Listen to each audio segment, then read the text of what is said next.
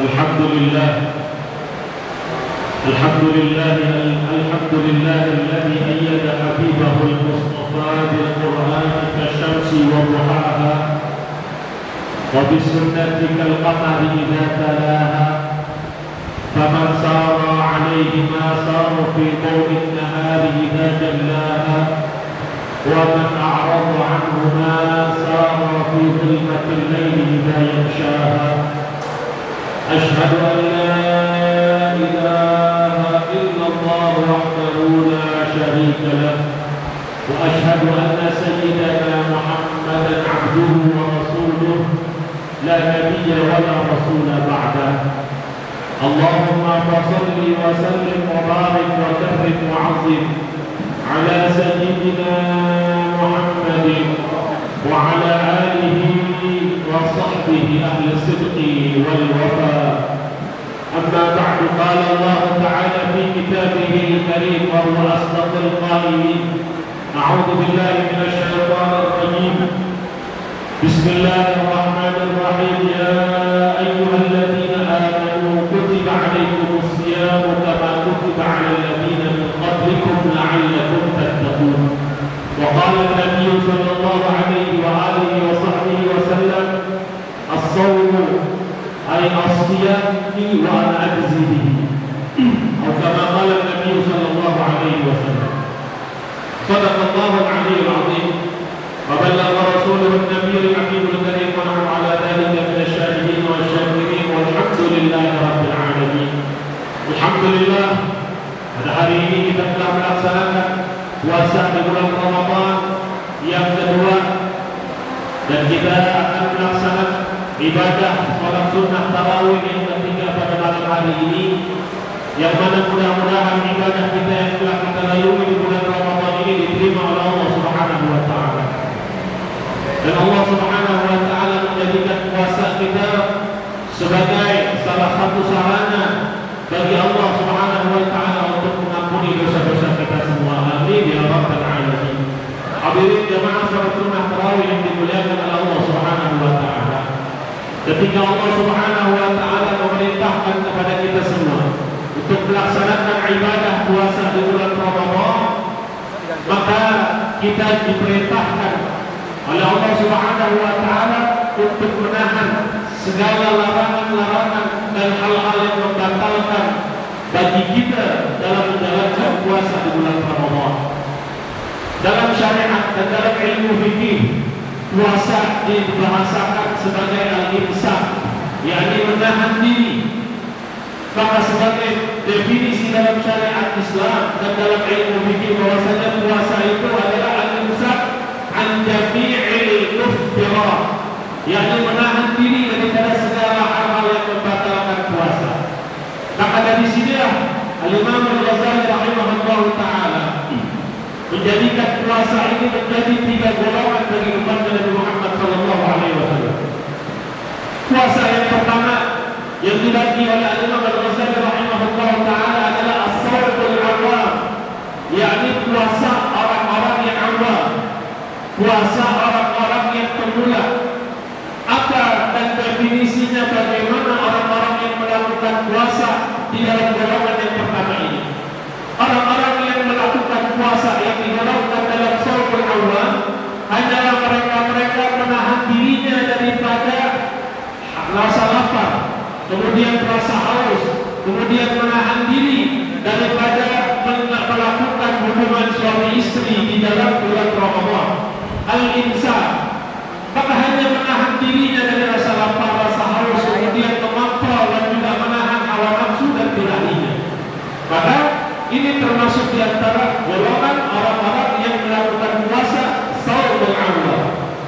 Di luar menahan diri dari rasa lapar, rasa haus, mulutnya kadang-kadang masih suka menjelekkan orang lain.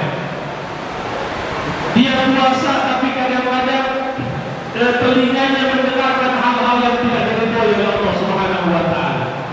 Dia puasa kadang-kadang tangannya suka iseng, suka gaya sama orang lain. Ini namanya puasa yang digolongkan oleh Imam Al-Ghazali shaumul awam. Dan ini adalah puasa yang diwakti-wakti oleh baginda Nabi sallallahu alaihi wasallam dalam salah satu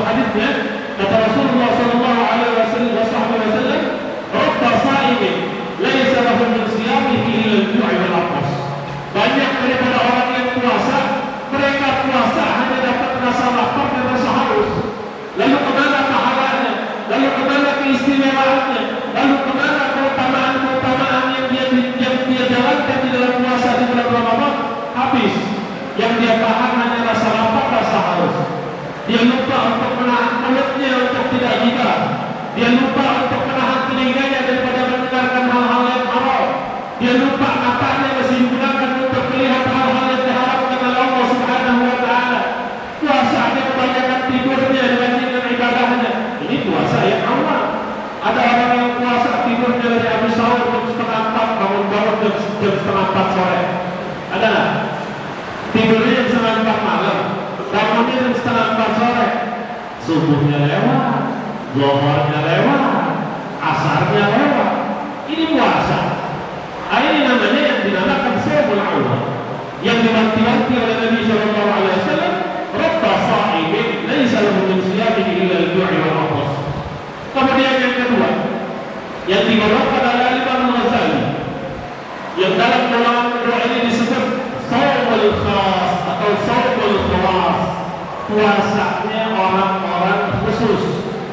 Bagaimana puasanya orang-orang yang khusus? Dia bukan cuma menahan rasa lapar, rasa haus. Dia tidak hanya menahan daripada nafsunya atau birahinya untuk melakukan hubungan suami istri. Yang kedua, dia menahan mulutnya untuk tidak berbuat dosa. Dia menahan telinganya untuk mendengarkan hal-hal yang diharamkan oleh Allah.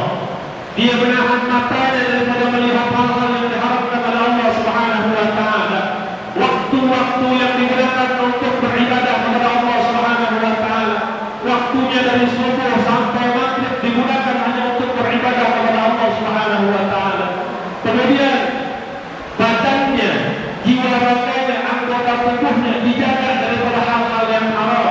Dan kemudian ketika dia berpuasa atau ketika dia berbuka puasa, dia makan secukupnya dan dia berhenti sebelum dia kenyang. Maka dalam golongan yang kedua ini adalah Al-Ghazali memberikan 6 syarat yang harus dipenuhi. Selain hanya menahan rasa lapar, rasa haus, yang pertama menahan matanya daripada melihat hal-hal yang haram, menahan tangan, menahan daripada telinganya mendengarkan hal-hal yang diharamkan oleh Allah, menahan lidahnya daripada berbicara hal-hal yang diharamkan oleh Allah. Waktu-waktunya dipergunakan untuk beribadah, berzikir kepada Allah, tilawatul Quran, membaca salawat. Kemudian dijaga anggota tubuhnya daripada hal-hal yang diharamkan oleh Allah Subhanahu wa taala. Kemudian ketika dia berbuka puasa, dia tidak menuruti hawa nafsunya. Karena banyak dari orang-orang yang puasa zaman sekarang, sebelum puasa semua makanan dibeli, semua makanan dikumpulin ada di dalam rumahnya. Makan satu, makan dua, kenyang. Akhirnya sisa banyak, yang namanya mubadzir.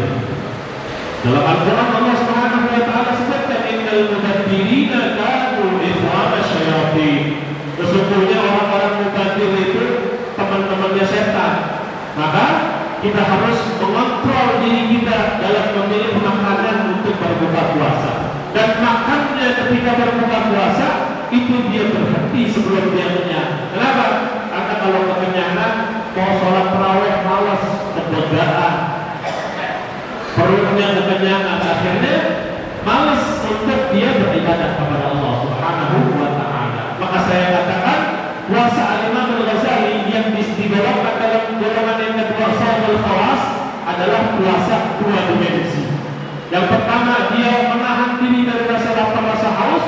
Kemudian yang kedua, dimensi yang kedua, dia tahan daripada anggota tubuhnya untuk melakukan hal-hal yang diharamkan oleh Allah Subhanahu wa taala. Kemudian yang ketiga, golongan yang ketiga ini adalah tingkatan yang paling tinggi yang disebutkan oleh Imam Ghazali, yakni saumul khawasil khawas, puasanya orang khusus yang paling khusus. Udah khusus, lebih khusus lagi. Bagaimana puasa yang ketiga ini? Yang pertama dia lewati daripada golongan puasa yang pertama, ditahan dirinya, rasa laparnya, rasa hausnya, hawa nafsunya ditahan. Kemudian yang kedua dia tahan daripada anggota tubuhnya melakukan hal-hal yang diharamkan oleh Allah Subhanahu wa taala. Waktunya dipergunakan untuk beribadah kepada Allah. Dua dimensi dilewati. Kemudian dimensi yang ketiga adalah hatinya ketika berpuasa tidak pernah memikirkan hal-hal yang bersifat duniawi. Hatinya ketika berpuasa yang dipikirkan hanya Allah, yang dipikirkan hanya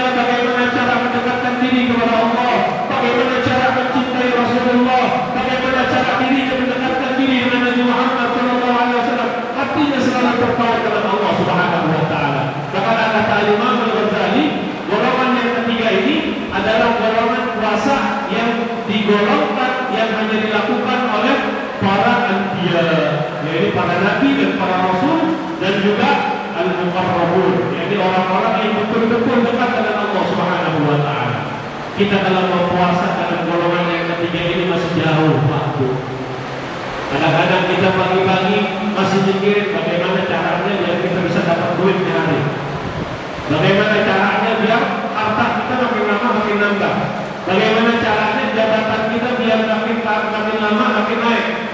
Maka kita ini masih jauh daripada golongan yang ketiga. Maka minimal kita masuk dalam golongan yang kedua. Golongan yang kedua ini adalah kita jaga anggota tubuh kita jaga daripada semua jiwa raga kita daripada hal-hal yang diharapkan oleh Allah Subhanahu wa taala. Yang biasa kita puasa ketika Ramadan itu dulu ibadahnya.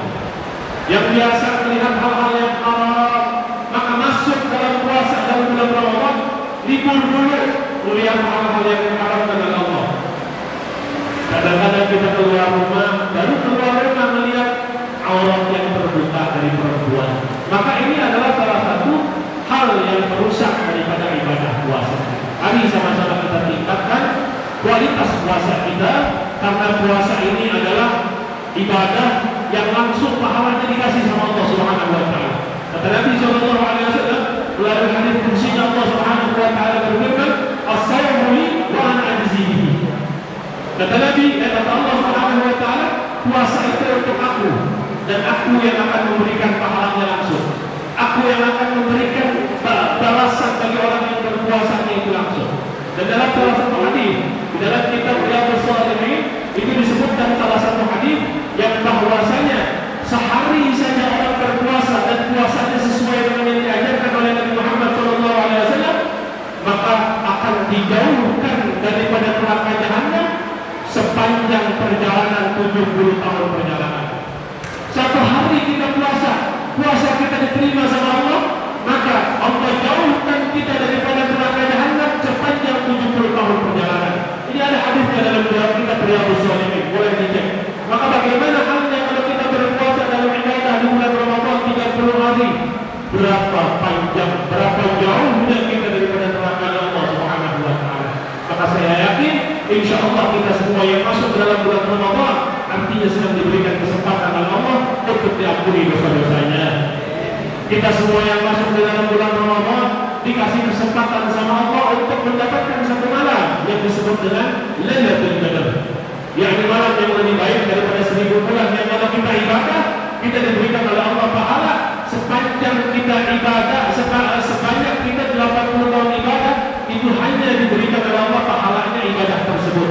Dipotong daripada kita tidur. Kita kalau punya umur 80 tahun, belum tidurnya, belum belanjanya, belum maksiatnya, belum leha-lehanya. Maka kalau orang umur 80 tahun, ibadahnya paling banyak kalau dikalkulasikan cuma 15 tahun.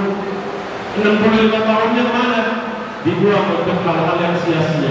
Tapi kalau orang yang dapat malam Lailatul Qadar, dia punya umur 83 tahun kurang lebih, itu full diberikan oleh Allah pahala dia beribadah pada malam Lailatul Qadar tersebut. Mudah-mudahan Allah Subhanahu wa taala mengampuni dosa-dosa kita di bulan Ramadan ini. Allah berikan kita balasan sebagaimana Allah berikan kepada orang-orang yang telah mendahului kita, yakni daripada para anbiya dan para sholihin. Dan mudah-mudahan Allah Subhanahu wa taala menjadikan kita semua orang-orang yang senantiasa istiqamah dalam ibadah, dalam melakukan sunnah-sunnah di bulan Ramadan ini sampai akhir bulan Ramadan. Dan Allah Subhanahu wa taala berakhir umur kita di bulan Ramadan ini. Amin ya rabbal alamin. Dan yang lebih penting adalah Allah berikan kepada kita semua wafat dalam keadaan husnul khatimah.